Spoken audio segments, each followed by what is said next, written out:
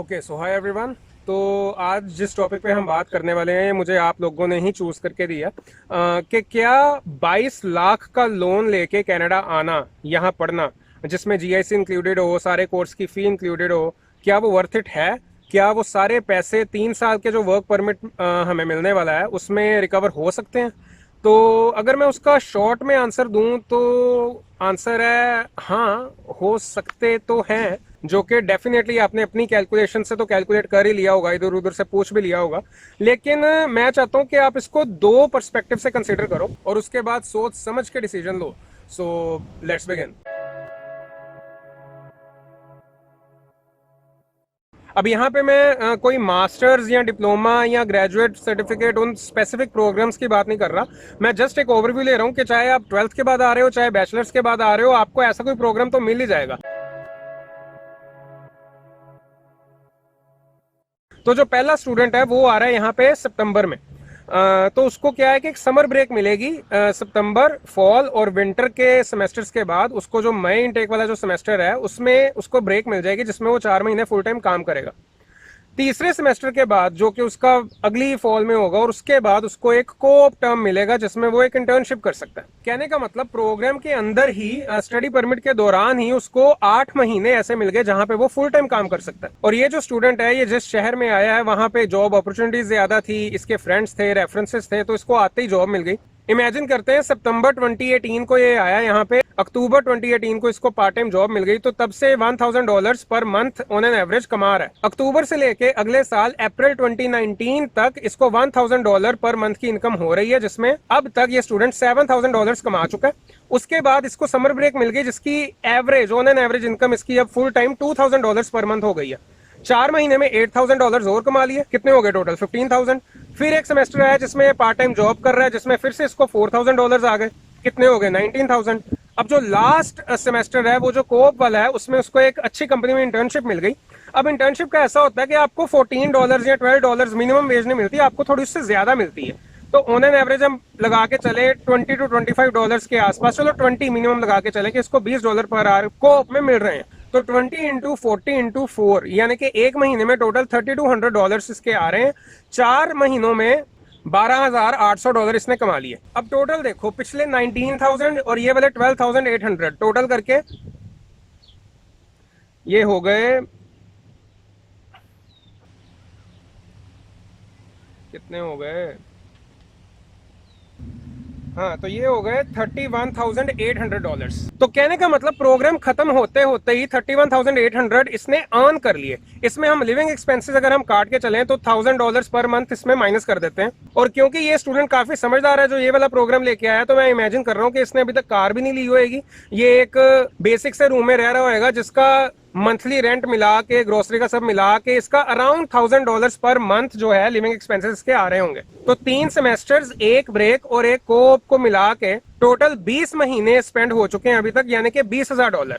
31,800 में से 20,000 माइनस कर दो तो आपके पास सेविंग्स में आते हैं $11,800।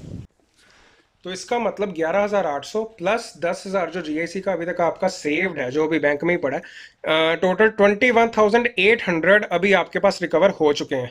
तो अब आगे देखते हैं। तो इसने अपना इतना का नेटवर्क भी क्रिएट कर ही लिया होगा कि इसको बाद में फुल टाइम जॉब मिल जाए, या इसने अपने कोऑप के दौरान ही इतना अच्छा परफॉर्म किया होगा कि कंपनी ने इसे हायर कर लिया होगा। या चलो मिनिमम टू मिनिमम लगा के भी चले तो 16-17 ले लेते हैं भाई, इसको कहीं और अपनी मनपसंद जॉब नहीं मिली, कहीं और जॉब करने लग गया, तो 16-17 पर आवर के हिसाब से जॉब है इसकी, 16 ले लेते हैं। और साथ में साइड में इसने एक वीकेंड्स पे पार्ट टाइम जॉब एक और ज्वाइन कर ली है, जहां पे ये 16 घंटे कर रहा है और वहां पे इसकी $14 पर आवर वेज है। तो कहने का मतलब जब तक लोन रिकवर नहीं हो रहा तब तक ये भाई साहब बहुत मेहनत कर रहे हैं और लिविंग एक्सपेंसेस भी कंट्रोल करके रख रहे हैं। कोई कार नहीं ले रहे अभी तक, कहीं कोई हाई एंड अपार्टमेंट में शिफ्ट नहीं कर रहे। तो इनकी जो इनकम है पर मंथ वो कैलकुलेट करते हैं दोबारा, 16 इंटू 40 इंटू 4, तो ये बन गए 2560 पर मंथ।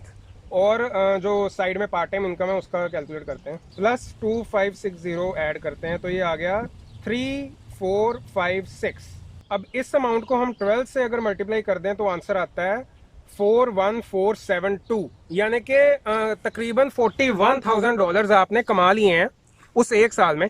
अब इसमें हम 12,000 माइनस कर देते हैं। अभी जैसे मैंने इमेजिन किया है कि ये लिविंग एक्सपेंसेस अभी भी $1,000 पर मंथ ही है, क्योंकि लोन पहले रिकवर करना है। तो 41472 में से अगर 12,000 माइनस करते हैं तो जो आंसर आता है वो ये है। इसमें अगर हम पुरानी सेविंग्स ऐड कर लें तो तकरीबन जो आपने $44,000 का जो लोन लिया था वो ऑलमोस्ट रिकवर हो गया पहले साल में वर्क परमिट के। अगर आप वैसे प्रोग्राम में आए हो और अगर आप लिविंग एक्सपेंसेस को कंट्रोल कर रहे हो, आपने कार वगैरह कुछ नहीं ली, आपका फोकस था पहले लोन की अमाउंट रिकवर करनी है। एक बार लोन रिकवर हो गया उसके बाद आप जो मर्जी करो, फिर आप कार भी लो, आपकी जो अच्छी खासी जॉब चल रही है, उसके बाद आप अपनी फाइनेंशियल ग्रोथ की तरफ हो सकते हो। अब ये तो था जी बेस्ट केस सिनेरियो कि अगर आपके साथ ऐसा हो जाए फिर तो फुल प्रूफ प्लान है कि आपका लोन रिकवर हो जाएगा, आप कनाडा आओगे, सेटल हो जाओगे अच्छे से, सब सही चलेगा। लेकिन ये चीजें बहुत सारे फैक्टर्स पे डिपेंड करती हैं कि आप कौन से प्रोग्राम में आ रहे हो, किस शहर में आ रहे हो, आपको पार्ट टाइम जॉब कब मिल रही है, कोऑप, समर ब्रेक, अर्निंग्स और आपका लाइफस्टाइल कैसा है। ये सब कुछ कैलकुलेट करने के बाद हाँ लोन रिकवर हो जाएगा। इस दूसरे पर्सपेक्टिव में जो प्रोग्राम है स्टूडेंट के पास, उसमें कोई समर ब्रेक नहीं है, कोई कोऑप नहीं है, 16 महीने बैक टू बैक। अब चलो ये शुक्र है कि 16 महीनों में प्रोग्राम खत्म हो रहा है तो लिविंग एक्सपेंसेस में भी $16,000 ही माइनस होंगे। बट द थिंग इज 16 महीने है, कोई फुल टाइम काम करने की अपॉर्चुनिटी नहीं है। कोई ऐसे शहर में है ये स्टूडेंट जो छोटा सा है, जिसमें ज्यादा अपॉर्चुनिटीज नहीं है, कंपटीशन ज्यादा है, तो पार्ट टाइम जॉब भी नहीं मिली।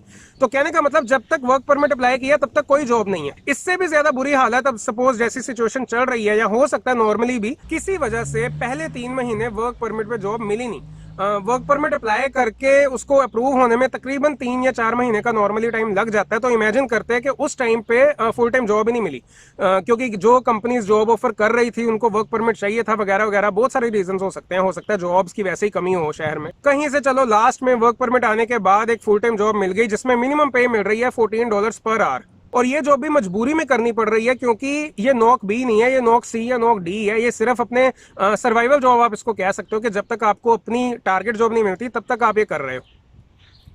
तो इस दूसरे पर्सपेक्टिव में जो स्टूडेंट है उसको ये जॉब करनी पड़ रही है। $14 पर आवर के हिसाब से अगर 40 आवर्स इसको काम मिल रहा है फुल टाइम, और महीने में इसकी जो सैलरी है वो अराउंड $2,000 to $2,200 पर मंथ है। इसमें से अगर हम 1,000-1,200 वैसे ही निकालते हैं लिविंग एक्सपेंसेस में तो $1,000 पर मंथ की सेविंग है। 1 साल काम करने के बाद 12,000, 2 साल काम करने के बाद 24,000, पूरी वर्क परमिट की जो ड्यूरेशन है 3 साल, वो निकालने के बाद 12,000 into 3 36,000 स्टूडेंट ने सेव किए हैं, जो कि लोन की पूरी अमाउंट भी नहीं है। अब इस कैलकुलेशन को डॉज करने के लिए और जल्दी पीआर लेने के लिए, क्योंकि स्टूडेंट का जो प्राइमरी फोकस है फिलहाल वो है पीआर लेना, तो अब ये सोच रहे हैं लोन की अमाउंट को पहले साइड पे रखते हैं, पहले पीआर के बारे में सोचते हैं। तो एक साल ये सर्वाइवल जॉब करते हुए जब इसको नॉक बी की जॉब कहीं नहीं मिल रही और एक्सप्रेस एंट्री के पॉइंट्स क्रॉस करना तो बहुत अभी दूर की बात लग रही है, तो ये स्टूडेंट मूव होने की सोचता है। अब मूव होने के लिए अलग सिर खपाई है सारी, कि पहले वहां पे खर्चा होएगा, ढूंढना पड़ेगा, 1-2 महीने लगेंगे, जॉब ढूंढनी पड़ेगी, घर ढूंढना पड़ेगा, मिलेगी कि नहीं मिलेगी। तो ये सारे रिस्क लेते हुए फिर से ये किसी ऐसी प्रोविंस में चले जाता है जहां पे 6 महीने या 1 साल काम करने के बाद चलो पीएनपी मिल जाती है। पीएनपी आ गई, उसके बेस पे पीआर अप्लाई होगी, पीआर अप्लाई होने के बाद कहीं जाके रेगुलरली काम करके या कोई अच्छी जॉब ढूंढ के हो सकता है बाद में लोन रिकवर हो जाए। बाय चांस अगर पीएनपी का सिनेरियो भी नहीं बनता तो पीआर कैसे होएगी? अब फिर से लोन रिकवर होने की तो सारी ऑप्शन साइड पे, पहले पीआर लेनी है, तो पीआर लेने के लिए फिर और जो एंगल्स होते हैं, जैसे कोई एलएमआई हो गया, जो आपने भी इधर उधर से सुना होगा कि उसके थ्रू पीआर हो सकती है, लेकिन उसका भी अलग खर्चा है ना, जो भी उसके ऊपर पैसे लगने हैं वो भी तो घर से ही मंगाने हैं।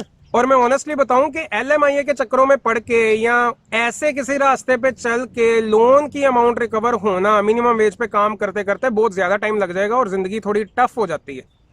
अब अगेन ये वो स्टूडेंट की बात है जिसको सिर्फ कनाडा आना था, वो फटाफट लोन लेके कोई भी फलाना ढिमकाना प्रोग्राम लेके आ गया, कोई टारगेट सेट नहीं, कोई करियर का नहीं सोचा, बस आ गए पैसे लगा के और यहाँ पे किसी तरह आप लोन रिकवर करना है, पीआर लेनी है, इन चक्रों में पड़े हुए हैं। अगर आप सिर्फ कनाडा आने के लिए स्टडी वीजा ले रहे हो और यहाँ पे पढ़ने की कोशिश कर रहे हो कि आप कनाडा आ जाओ, पैसे कमा लो, तो इससे ज्यादा पैसे मत खर्चना। अगर इससे ज्यादा लोन लेना है तो आपको बहुत श्योरिटी होनी चाहिए कि जिस कैनेडियन यूनिवर्सिटी या किसी भी एजुकेशनल इंस्टीट्यूट में आप जा रहे हो उसकी इतनी वर्थ है कि आप वहां पे इतने पैसे लगाओ। इस वीडियो में मैंने सिर्फ फाइनेंशियल कैलकुलेशंस को लेके आपके सामने एक पर्सपेक्टिव रखे हैं, 2 पर्सपेक्टिव रखे हैं, best case scenario, worst case scenario. अब आपकी चॉइस है, आपको अपनी रिसर्च कहां तक लेके जानी है कि आप ज्यादा से ज्यादा बेस्ट केस सिनेरियो की तरफ मूव हो सको। मुझे पता है वहां रहते रहते आपके दिमाग में ये प्रेडिक्शन चल रही होती है कि हाँ इतना लोन ले लेंगे, वहां जाके ये कर लेंगे, वो कर लेंगे, बट ऑनेस्ट ऑनेस्टली यहाँ पे बहुत लोग ऐसे हैं, अगर मैं उनको कहूंगा कि हाँ यहाँ आके अपनी स्टोरी सुनाओ तो वो शायद नहीं सुनाएंगे।